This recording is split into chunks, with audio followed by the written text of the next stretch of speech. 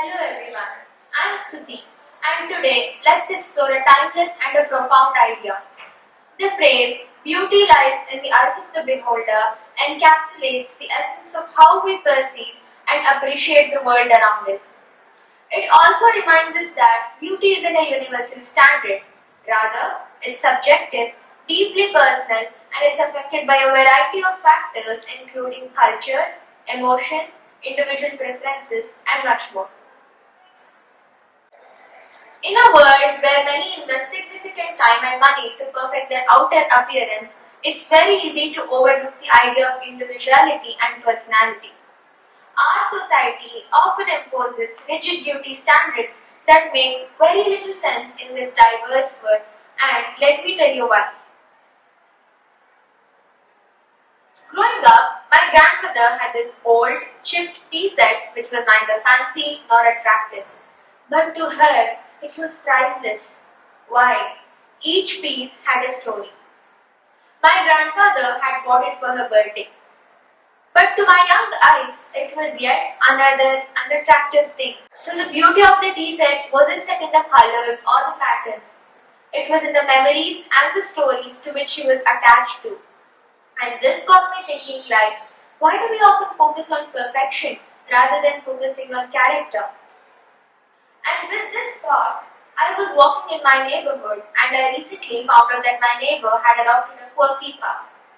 Out of curiosity, I asked her why she had adopted a pup which had bruises all over its body and its fur was completely patchy. To which she replied that the dog's clumsy appearance melted her heart. And she also said that the dog meant the world to her. And this incident was really an eye-opener for me. So I realized that beauty isn't what we see, it's what we feel. So when we can see a charm in a quirky pup, then why do we struggle to extend our appreciation to ourselves and to others? And moreover, beauty isn't universal. Culture plays an important role in shaping the things which we find beautiful. Take fashion for example. There was this era wherein people with curvy physique were idolized. But now it's completely opposite. And plastic surgery. I initially thought that it was peculiar, but now it has become the new normal. Plastic surgery can be defined as the magical art of turning, I was born like this, to I paid a lot to look like this. In a world where beauty standards change faster than iPhone updates, plastic surgery has become the ultimate cheat code for some people. Suppose you don't like your nose, fix it. Want your face to look more perfect? Get it done in no time. In my opinion, plastic surgery has become the Photoshop for real life. Maybe a few years down the lane, we might all be lining up for double chins and round faces to look more natural.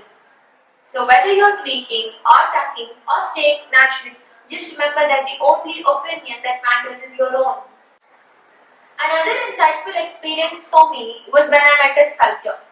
A stone which was with him appeared dull and ordinary to me. But later did I realize that with my past experiences, a stone holds the potential for something remarkable out of which a unique creation can be created. In our world, there are many people who are striving to break these odds, believing that determination paves way to transformation, and Robert Frost has done this through the power of his verse. In one of his poems, Dust of Snow, it beautifully captures how a small incident wherein a crow shakes a hemlock tree that transforms the speaker's mood. While some might see the crow and the hemlock tree as symbols of gloom or negativity, the poet finds hope in this seemingly ordinary scene. This reflects that perspectives shape the things which we find beautiful. So, Frost also reminds us that the smallest, most unexpected moments in our life can carry profound meaning if we choose to see them with an open heart. So whether it's a quirky pup, a tea set, a human being, all you have to remember that the beauty is subjective and it's the reflection of the love, affection and the stories we attach to it. And now, let's take a look at what happens in the people's mind who often criticize others. So, the first thing which happens in their mind is insecurity. People here are projecting their own issues. It's like their inner critic got a chance to say something which wasn't heard by any of them. And the second one is jealousy. In their minds, it's less critic and more, I wish I looked that good like him or her. And the last one is societal standard. They're measuring beauty standards using a society which is obsessed with unattainable perfection. And here's the secret they don't want you all to know. Beauty isn't about looking perfect, it's about feeling good and confident. So people criticizing your looks, they're like pop-up ads in your brain. All you have to do is just ignore them. Because honestly, if beauty is in the eyes of the beholder, maybe some beholders need glasses. Our society often makes people feel insecure about the way they look by constantly criticizing their external appearance without realizing the harm it can do to their mindsets and the emotional scars which it can leave behind. This kind of behavior can lead to isolation, depression, and even loss of life in extreme cases.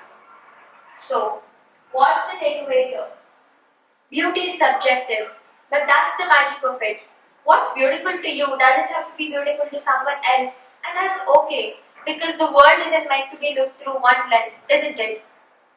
So, the next time when you see something or someone that does not fit into the standard or the definition of beauty, just remember that, take a closer look, borrow someone else's eyes for a minute, and you might be actually surprised by the results. And also, do not forget to keep your eyes open because beauty is everywhere. Thank you.